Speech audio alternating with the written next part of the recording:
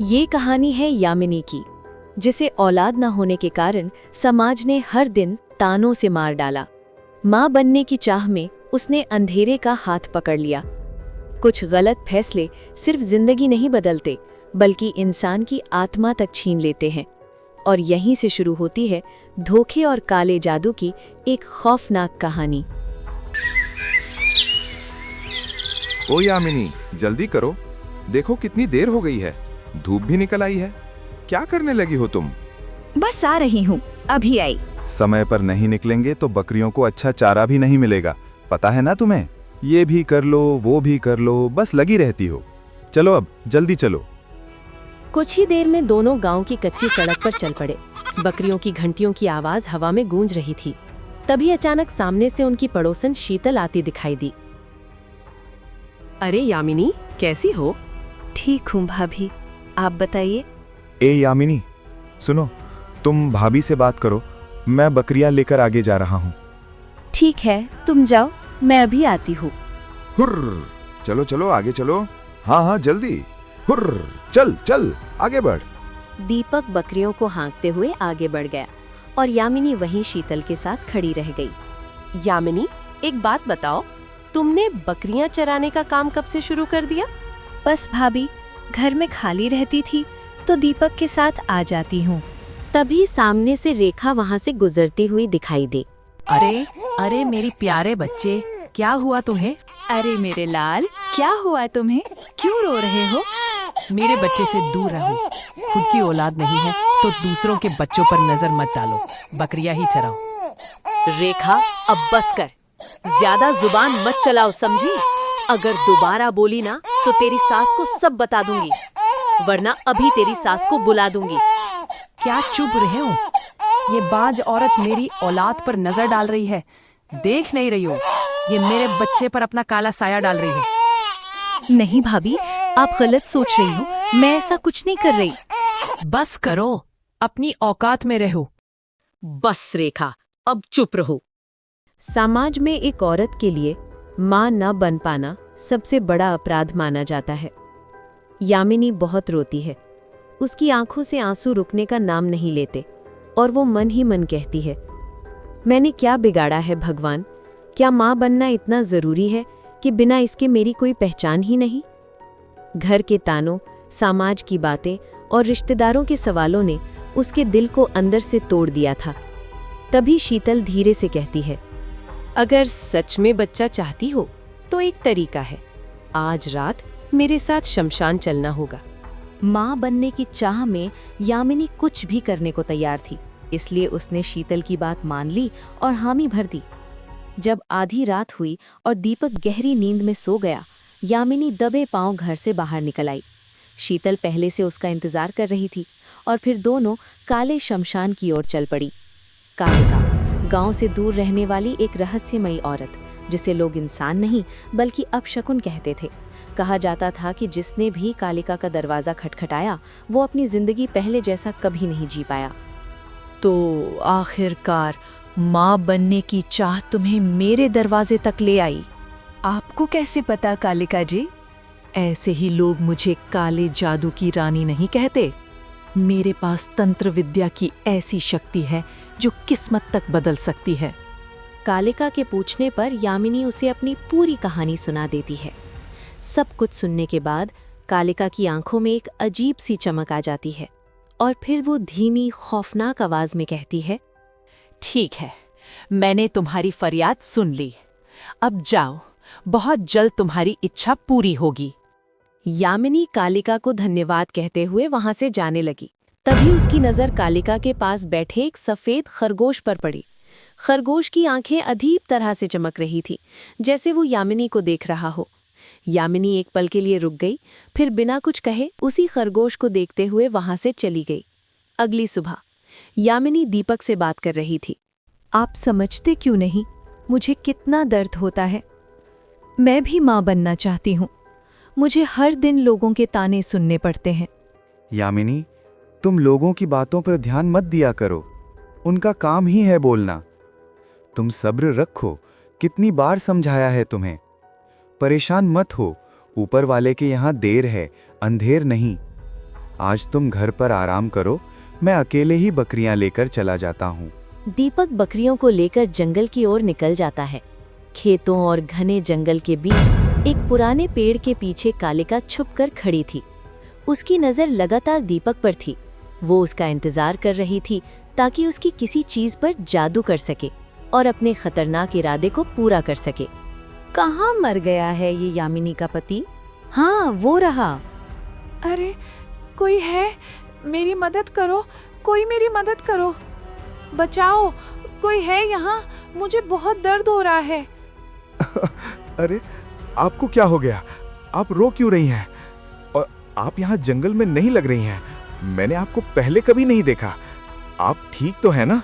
दीपक की दयालुता और हमदर्दी देखकर कालिका के मन में लालच जाग उठा। उसने समझ लिया था कि यही उसकी चाल का सही मौका है और फिर उसने झूठ का सहारा लेकर दीपक को अपनी बातों में फंसाना शुरू कर दिया। इस दुनिया में मेरा कोई नहीं है, मैं बिल्कुल अकेली और बेसहारा हूँ। कहाँ जाऊँ, किसके पास जाऊँ? थोड़ा रुककर दीपक की तरफ देखते हुए, क्या आप मुझसे शादी करेंगे? क्या आप एक बेसहारा औरत को सहारा देंगे? कालिका की बात सुनकर दीपक एक पल के लिए सन्न रह गया। माफ कीजिए, मैं पहले से शादीशुदा हूँ। मैं ये विवाह नहीं कर सकता। दीपक की बात सुनकर कालिका के चेहरे पर गुस्से की लकीरें उभर आईं। उसकी आंखों में अचानक अजीब सी चमक आ गई। अगले ही पल उसने धीमी आवाज में मंत्र पढ़ना शुरू कर दिया। कुछ ही पलों में दीपक उसकी काली शक्तियों के वश में आ चुका था। उसकी सोच, उसकी आंखें, सब कुछ बदल चुका था। और फिर कालिका दीपक को लेकर मंदिर पहुंच गई। वहीं दोनों ने विवाह कर लिया। जब दीपक कालिका को अपने घर लेकर आया तो ये दृश्य देखकर यामिनी के पैरों तले जमीन खिसक गई। हे भगवान, मैं ये सब क्या देख रही हूँ? यामिनी, हमने शादी कर ली है। अब ये हमारे साथ ही रहेगी। तुम्हें इसे स्वीकार करना होगा। मैंने तुम पर भरोसा किया था, लेकिन तुमने मेरी जिंदगी बर्बाद कर दी। मैं तो तुम्हारी मदद करने आई थी, लेकिन तुम्हारे पति का भोला स्वभाव मुझे पसंद आ गया। अब इसमें मेरी क्या गलती है? अब से ये घर और दीपक दोनों मेरे हैं। तुम यहाँ से चली जाओ, वरना मैं तुम्हें धक्के मारकर बाहर निकाल दूंगी। कालिका की बात सुनकर यामिनी का दिल पूरी तरह टूट चुका था। बिना कुछ कहे वो चुपचाप घर से निकल गई। गांव के किनारे एक पुराने पेड़ के नीचे जाकर बैठ गई। उसकी आंखों से आंसू लगातार बह रहे थे। उसे अपनी गलती का एहसास हो रहा था। मैंने कितना बड़ा अपराध कर दिया।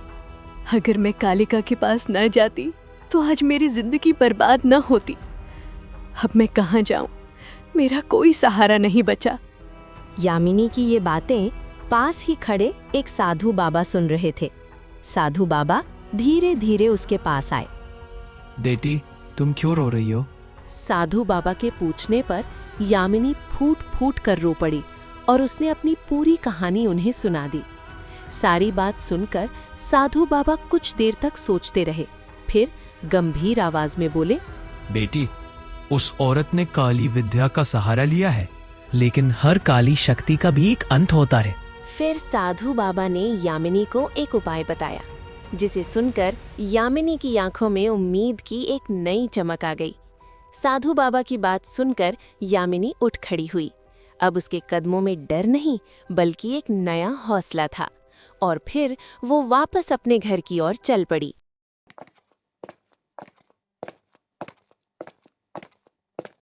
घर के अंदर कालिका दीपक के पास बैठी थी।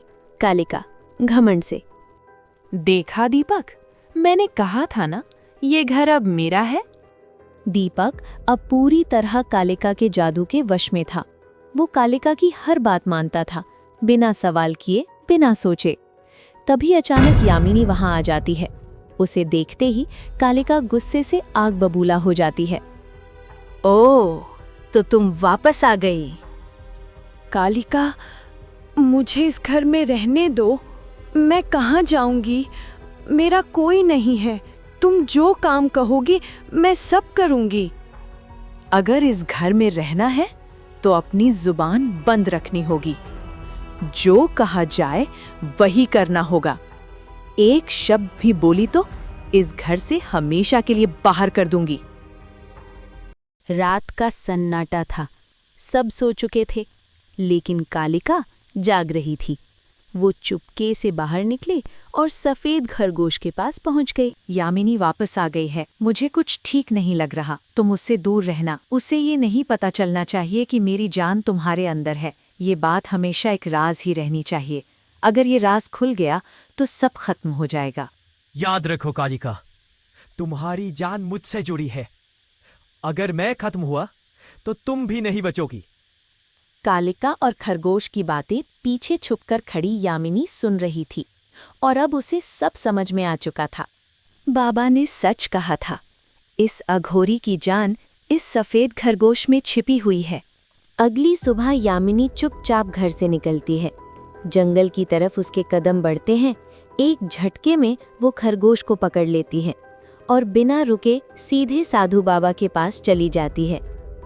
साधु बाबा मंत्र पढ़ने लगते हैं। हवा अचानक तेज हो जाती है। खरगोश तड़पने लगता है। तभी वो डरावनी आवाज में बोलता है, जाकर मुझे मारा गया तो दीपक की मौत तय है। यामिनी, कालिका का कहर तेरी पूरी जिंदगी जला देगा। तभी अचानक वहाँ कालिका और दीपक आ जाते हैं। रुको, अगर खरगोश को हाथ लगाया तो दीपक की जान चली जाएगी। साधु बाबा कालिका की एक भी बात नहीं सुनते। वे मंत्र तेज कर देते हैं। एक ही झटके में खरगोश का अंत कर देते हैं और उसी पल कालिका वहीं जमीन पर गिर जाती है। कुछ ही सेकंड में उसका शरीर राख बन जाता है।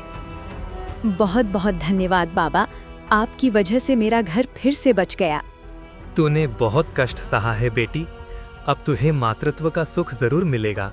यामिनी की आंखों में उम्मीद चमक उठती है और फिर 1 साल बाद यामिनी के घर एक नन्हे बच्चे की किलकारी गूंज उठती है।